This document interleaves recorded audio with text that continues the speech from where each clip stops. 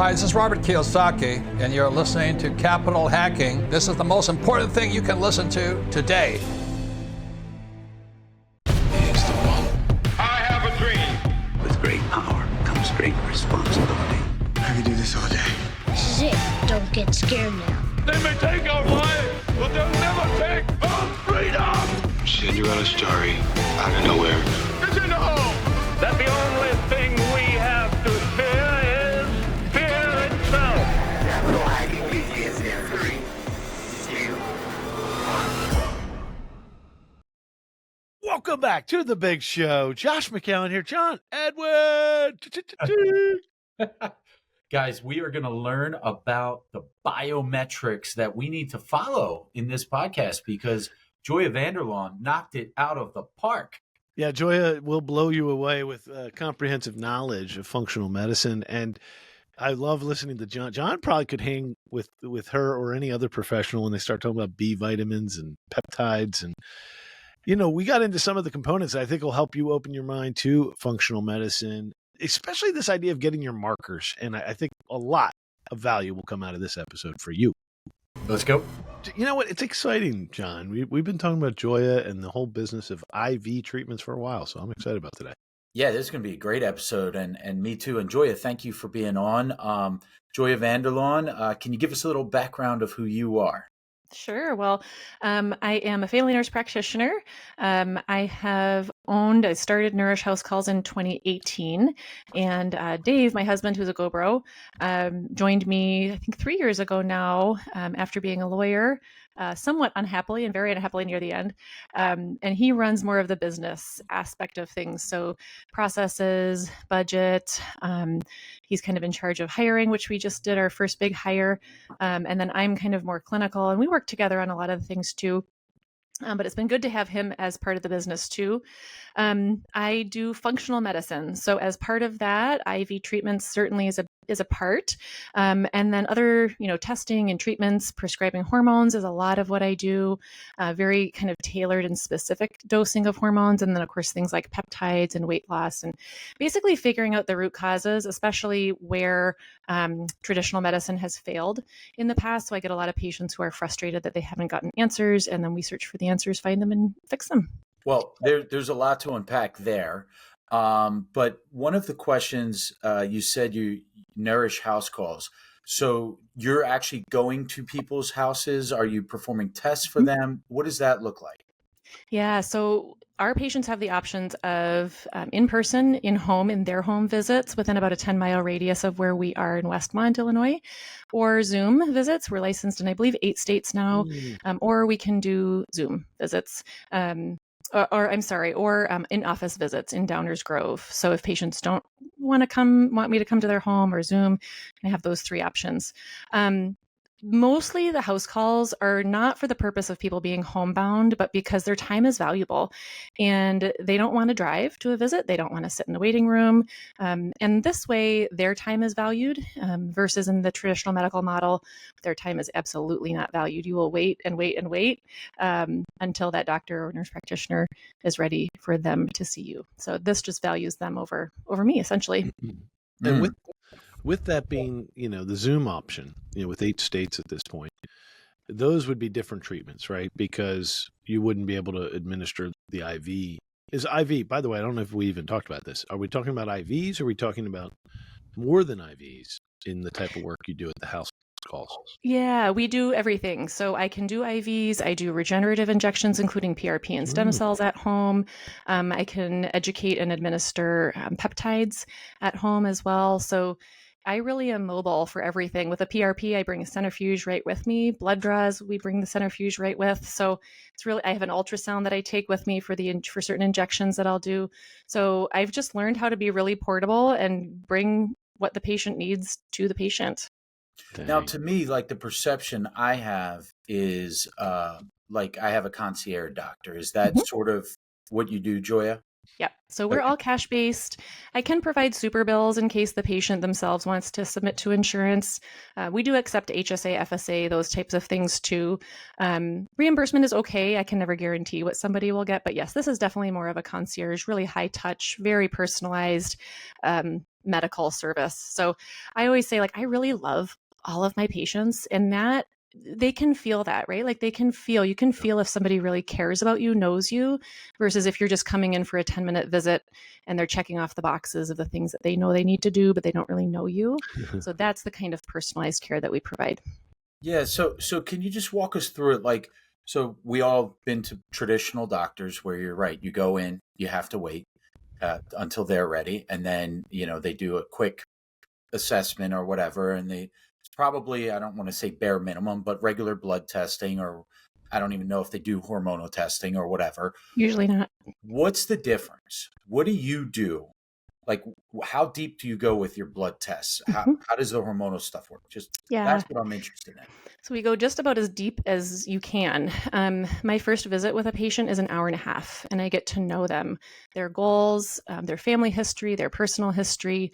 I ask about diet and about sleep, not just how are you sleeping? Oh, great. Okay. No, are you having trouble falling asleep? Are you having trouble staying asleep? If you're having trouble, why? Are you waking up with racing thoughts? Are you waking up with a night sweat? Are you waking up, kind of just in a panic? Or is your brain racing? So a lot of interviewing questions to figure out if there's a problem. Why are you having that problem? Because that then leads me to, okay, well, what could be the fix? So hour and a half, and we talk about a lot of things, including things like what should you be eating and what shouldn't you be eating? How should you be exercising? Do we still want to be doing this high intensity interval training when we're in perimenopause, menopause, as we're getting older? If adrenals are a concern, if thyroid is a concern, do we really want to be going, marathon running versus strength training? So we talk a lot about those specifics that a lot of people have questions about, right? Because there's a lot of stuff out there. So we clarify on a lot of that, talk about what and when you should be eating and what quantities and in what combinations and in what order. Talk about stress management. And then at that first visit, we also talk about what labs we can order. And so typically I'll use something like Quest for the sort of more traditional labs. I'm ordering all of those. But then I'm also ordering a lot of the really in-depth metabolic markers, so a very in-depth lipid panel, including the lipoproteins, apolipoprotein. If anybody has listened to Peter Attia, this is all going to be very familiar. Or if you've read Tony Robbins's book, this is all stuff that they also order. Mark Hyman is another one who I align with really well. We do a lot of metabolic labs, so things like insulin levels, CRP, to really check for underlying inflammation and really to detect issues before they become a problem. So what I usually say is your traditional doctor is doing the labs to make sure that you're not currently dying of something. That's great. We want to make sure that you're not currently dying. But really my goal is to figure out early, is there a risk for diabetes? Is there a risk for Alzheimer's, for cancer, for metabolic dysfunction? And then we can find it and fix it before it's even an issue. So Quest is one of the labs that we do, and LabCorp would be another one. We can really get deep and sophisticated into the nutritional testing as well. So there's a company called Genova that offers Nutrival metabolomics. They offer stool testing for patients who digestive issues are an issue, food allergy sensitivity testing, environmental allergy sensitivity. So we get a really good look at nutritional panels. So all the vitamins, nutrients, minerals, amino acids, omegas. How are your mitochondria working? Are you experiencing oxidative stress? Is there toxicity that we need to worry about? And really putting all those pieces together then is where a functional medicine provider will shine, because it's not just, well, you're low on omegas. This is a perfect example. You're low on your omegas, your omega numbers are low. Let's give you EPA and DHA. I will tell you probably 80% of the time, it's not an issue of being deficient in omegas. It's actually a B vitamin or cofactor deficiency. Wow. The B vitamins cause the conversion of one type of fatty acid to another. And 80% of the time, that's the issue, not an actual omega deficiency. And we test hormones either in the blood for men or Dutch testing typically for women. And we can get a really nuanced view of not only all the hormones, but also how they're metabolized, because that really speaks to risk of things like breast cancers and other oxidative stress problems. So we really do in-depth testing. And then of course, other specialty testing, the Gallery testing, we can do the Clear Heart Scan. We do all sorts of kind of other tests, but the ones that I mentioned are really our kind of core. It seems overwhelming to us. It is overwhelming. Non-medically I'm just inclined watching Josh's people. face, so I'm going to let him ask questions. Yeah. No, it seems so overwhelming. So from I guess we should move up to like a more simple to understand perspective, if you don't mind, because I'm I'm always shocked at the depth of understanding my wife Well, and has. this is why you need a director of your health, right? Yeah. Like a director of That's a what do good you need point. of all this complicated stuff. What do you really need? Right. Like you even said, low on omegas really means something else that's Yeah. downstream or upstream. So, but talk to me a little bit about like what's possible. Like when you so say we did all the perfect tests and we said you're not metabolizing this correctly. Then what? What's the next thing you typically do to help us after we find all the things wrong with us? So we want to look at what could be causing that, right? So if it truly is just strictly a B vitamin deficiency, and usually it's a few of the B vitamins, right? There's multiple B vitamins. A B complex, probably, I don't know, 90% of the testing I see has at least some degree of B vitamin deficiency. Is just very common. So in that case, we can give either a multivitamin with nice high dose methylated Bs in it, or we can give a specific B vitamin. And depending on the specific needs, if you're higher in B1 need, right? If that level is lower, then I can tailor it. I can find one that has a little bit higher ratio of that compared to the other ones. I love the B vitamins because they're so multifunctional. They are involved in digestion, in neurotransmitters, so in mood and sleep. They're involved in hormone production and metabolism. They're just energy, mitochondria, methylate, like everything. They're literally probably involved in everything. So if you're deficient in those, by replacing just the B vitamins, we are covering so many different problems that are happening or could be happening. So when we find these issues, yes, replacing nutrients as necessary. And what we often don't remember is nutrients are the often building blocks or cofactors that are reasons why our body works the way it does, whether it's energy production or tissue repair, tissue generation. So if we're missing these nutrients, amino acids is a perfect example. Glutathione, you may recognize as like a common detoxifier, antioxidant. It's made of glycine, glutamine, and cysteine, 3 amino acids. If you're deficient even in glycine, you're not making as much glutathione. You're not making it efficiently. Now you can't detoxify. Well, glycine is also involved in the production of one of our inhibitory or calming neurotransmitters, GABA. So again, if you're deficient in glycine, there's all sorts of things that one deficiency is affecting. Oh, geez, this is We'll replace it. It's incredible that you can get involved in all this. I mean, let's keep it easy for me if you don't mind. Sorry, it's too sciencey. No, I'm just having fun watching Josh. I'm struggling Let's so quiet. bad. For John, he actually understands a lot of this because he has such a deep background in how the body works and how he's been professional training for so long. But let's talk about this the phenomenon that I was briefly talking to you guys about beforehand, which is recreational intravenous use. And John's like, oh yeah, if I was wanting to go to a wedding, I would do blah blah blah blah blah. He said all these things. I'm like, man, John, you know that? What is? First of all, and it's like a cocktail. Like it's basically you put a bunch of you mix things, and then that does something to you in an IV. And I guess for some reason, this still feels like a phenomenon to me. It shouldn't, I guess, when you put things in a cocktail, literally, and it has an impact on you, for drinking. I guess it's similar with all these B vitamins. When you put it in your eye, you actually feel different when you do these recreational IVs. Yeah, I know recreational. I was like, wait a second, that sounds like illicit. This sounds like something different all of a sudden. I'm actually thinking it sounds like cocktails, but whatever. So, but talk to me about using IVs the way John was describing what he does. And John, what were you saying before again? Before a wedding, you would do what IV?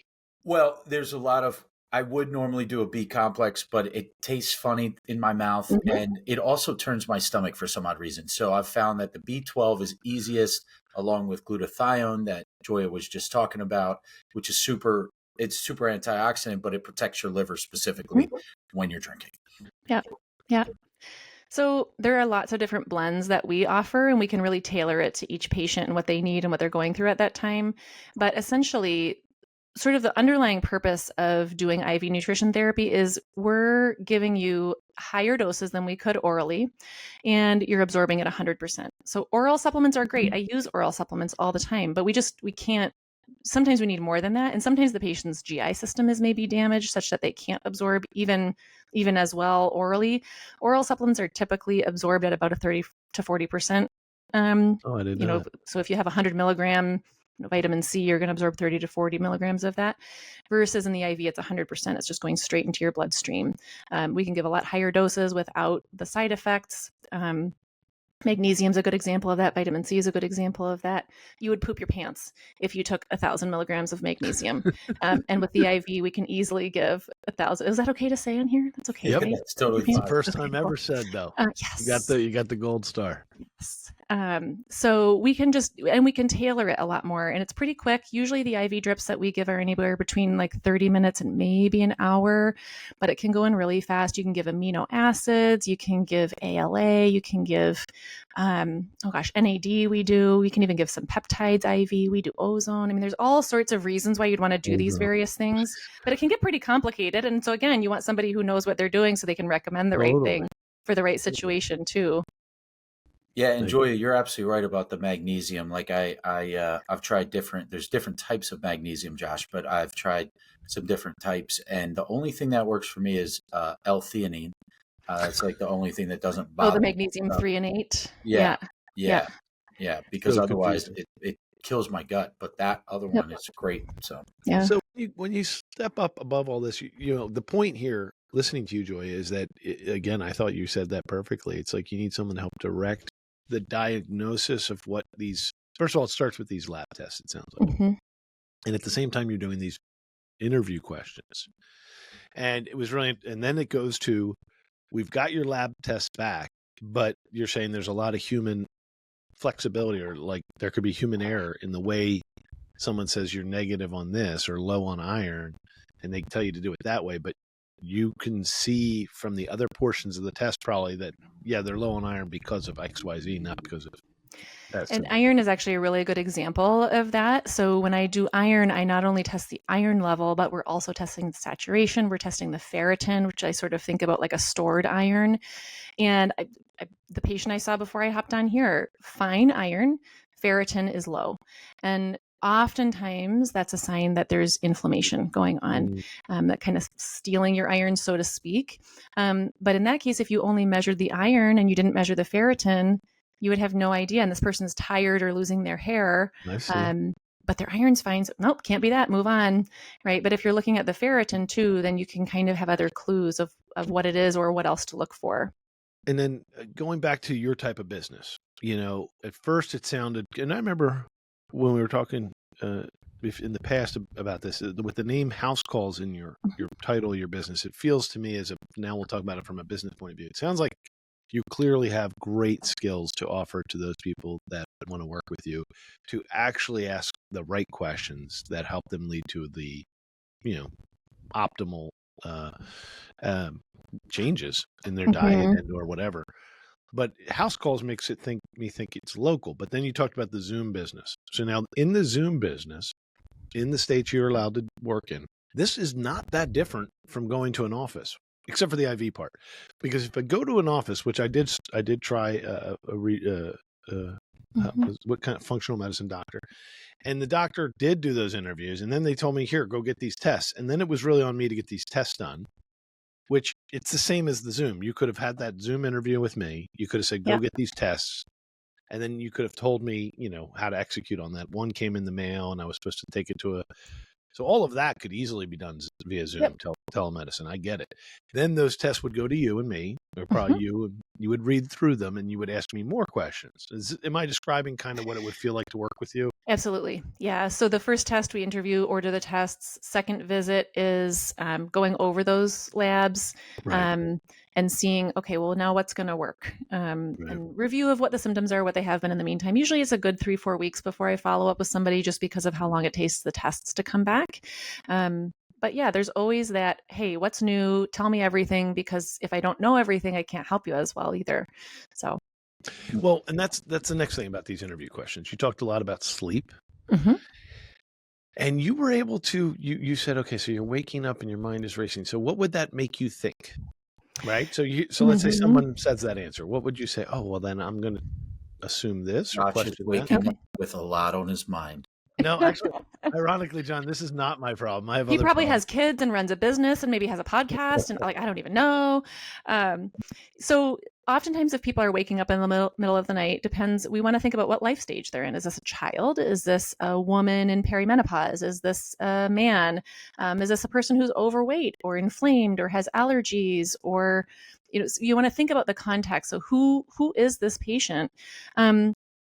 A lot of times what I think about when patients are waking, especially between 1 and 3 a.m. or so, is blood sugar and cortisol spikes and crashes and balances. And from a dietary point of view, what would they have done? What would they have eaten that makes that happen? Right. So a lot of times they ate too close to bedtime, especially carbs too close to bedtime, causing the sugar to first spike and then to crash. And any spike or crash in sugar is a stress causing cortisol to spike. And then we see spikes and crashes more spikes in insulin, which causes inflammation. Now cortisol also rises. So the body is so intricate and connected in kind of like a spider web like way, right? Like you move one node of that spider web, one connection point, and the whole thing is affected. The whole thing moves. So waking up in the middle of the night, I often will do some kind of cortisol manager, cortisol controller before bed. We can even do GABA or L-theanine, different things to sort of help calm racing thoughts, calm the cortisol down. We also want to take into account genetics. Does this person have, methylation issues or neurotransmitter, kind of SNPs, we call them, single nucleotide polymorphisms, that affect their neurotransmitters or their stress response. I mean, again, it's so complex. So there's so many questions. This is why it takes so long. I always say I couldn't provide good care in a 10-minute visit either. So the primary cares who are trying to do that, I don't blame them. They're not trying to do a good job. They're not trying to do a bad job. It's just that they don't have the time and they don't have the background and the education that Yeah, there's been a big shift, hasn't there? I mean, I know this conversation is new to my life for the last 7, 8, 10 years. And I guess a lot of it because my wife feels these ways and feels that there's overprescription and just has a general concern that we're leaning too much into big pharma and we should be more asking what's really going on in ourselves. But am I right? Is this an explosion of new things like this regenerative medicine, the peptides, and this type of deep analysis that you do, Joya?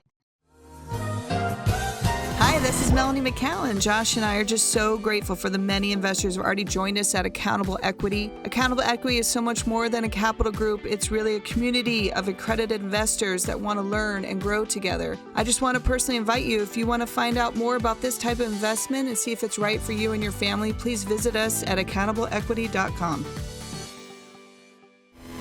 Hey, it's Hal Elrod, author of The Miracle Morning, and you're listening to Capital Hacking. Enjoy. Yeah, I think it is. I think it's really starting to gain traction too. I mean, my social media feed is full of it. Now that's because I'm obsessed with it and Instagram knows that. But I do think that more people are catching on to, the body really was created to work and to work well. If you give it what it needs, if you, keep away from it what it doesn't need. Really, we are created to be in balance and we're created to be healthy. So if we're sick, and this is why I love to look for the root cause, right? Because if we're sick and we're supposed to be functioning properly in a healthy way, what's wrong? Like what caused that? And can we then fix that? And I think that makes sense, right, to our brains that we should just at default be healthy if we're doing the right things.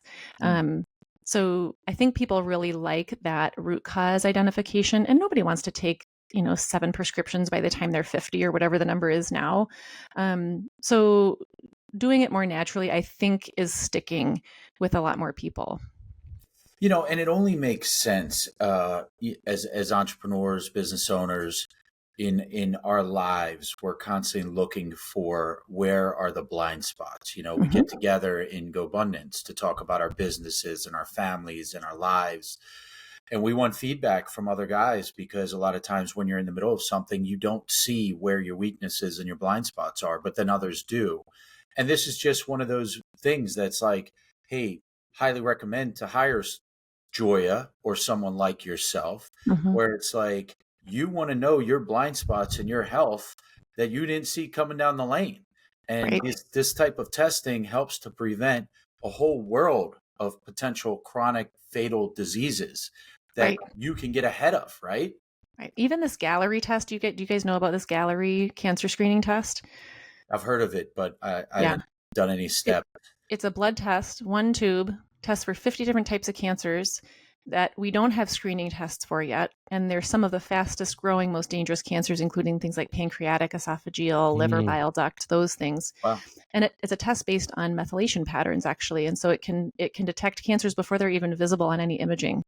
So it's not cheap. It's not covered by insurance. It's around $1,000 or so. But could you imagine finding out you have stage 0, stage 1 cancer instead of stage 4, and how much easier that is to treat?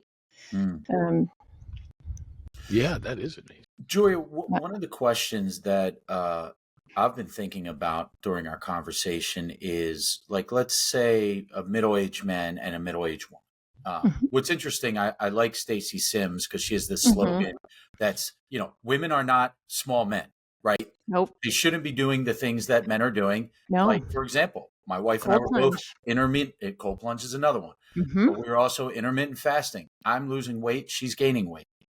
Hormonally, we are different. As much as the world wants to tell us we're not, we are absolutely different. And you're crazy if you don't think we are.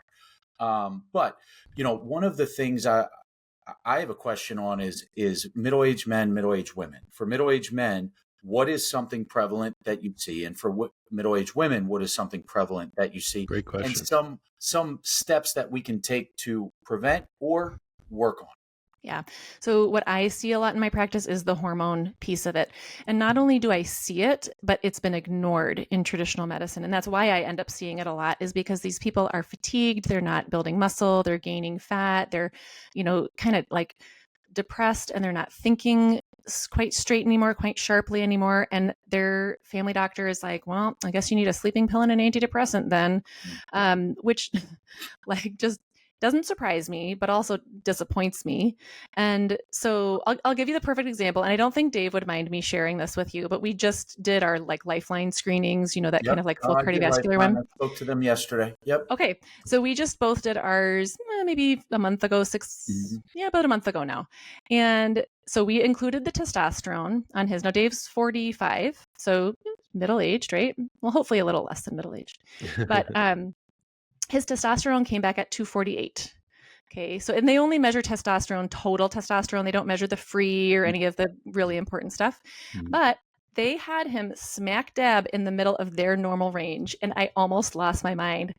Like, you are testing testosterone, telling men they're normal at 248, and they are low, and they're feeling low. And now you've just told them that's not it. And so now, what do they do? Okay. So I'm going to tell you, I put Dave on testosterone, and he is worlds better. He is less irritable. He is more patient. He is, well, all the other things. But I mean, yes, hormone issues are so prevalent. And I think in the last 20 years, men's testosterone has dropped 50% on average. It's terrifying. Sperm levels too, 50% down. What is normal testosterone? What is the total range? I don't even know the range. Let's talk about normal, and then we'll talk about what's really optimal, right? Because 250 to 1100 or so is normal. Lab normals are based on average population. And so actually just a few months ago, Quest's range changed to 248 to 827 now is the high. So if you're 1,000, which you absolutely should be maybe, you're considered high. And that's total testosterone. So what we want to look at, though, is free testosterone and bioavailable testosterone as well, because that's really the testosterone that's available to have an action. And depending on what your sex hormone binding globulin is, in other words, that binding protein that kind of globs onto testosterone, if you have too much of that, you may have a level of 600 testosterone, but only, maybe half or quarter of that is actually available to act like testosterone. So you're effectively low. That's why it's so important to test a comprehensive panel and not just the total testosterone. I've seen plenty of men at 500, 600, and their free testosterone is still quite low. This is very confusing to me, but I want to dig in a little more. So then you would use artificial hormones there? Yeah. So depending on the age of the man, we could try Clomid, Clomiphene, or N-Clomiphene first, because my cutoff is about age 50 or so for automatically considering testosterone therapy, whether that's injection or topical. There's even an oral now, which is truly not an oral. It's absorbed lymphatically. Oral testosterone is a big no-no, but it seems to work really well and is safe. So any number of those options. If somebody's below 50, I will usually try N-Clomiphene first, or at least a combination of N-Clomiphene with testosterone. especially depending on the level. If a patient's really low and really miserable, I'm not messing around with them clomiphene. We're going to start testosterone right away. They need to feel better. It affects their life, their job, their family. I mean, so you can't really wait for 3 months to say, oh, is that going to work? Sometimes you just need to get on it. Well, and then is there any other reason that the testosterone's low? Are they exposing themselves to something? Is there toxicity? Are they not exercising or eating right? Are they not sleeping properly? All of those things affect our hormone levels. Yeah, when we talk about artificial hormones, we're talking about artificial hormones, right? Like somehow Big Pharma created these, or where did these come from? Yeah, that's a great question, because there's a big difference, especially in women's hormones, between the bioidentical and then there's bioidentical from the pharmaceuticals. So like an estrogen patch, for example, and then there's compounded. My preference typically is to use the compounded hormones because they're always bioidentical and we can really fine tune dose for what each patient needs. And it's not full of I'll give you a perfect example. I was at a patient's house, this was a couple months ago. She's on an estriol cream, so an E3 estrogen cream. And right in the ingredients, it says methylparaben as one of the ingredients. That's a known hormone disruptor. So we're putting hormone disruptors in your hormone cream. I'm like, what sense does that make? This is from, the Walgreens or whatever. So when I compound, it's much cleaner too. So we're not having those dyes and additives that really are counterproductive to our purpose here. Wow. Interesting. Yeah. Yeah, and I want to give the listeners, if you want to go back for 1 second on the Lifeline screening. So I did mine back in January.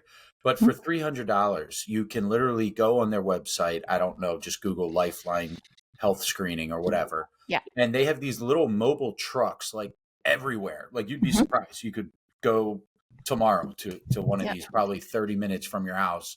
Literally, you pay $300 and it checks all kinds of stuff. Your circulatory system, they'll put stuff on your ankles and your wrists. They check your carotid arteries, right, for calcium buildup.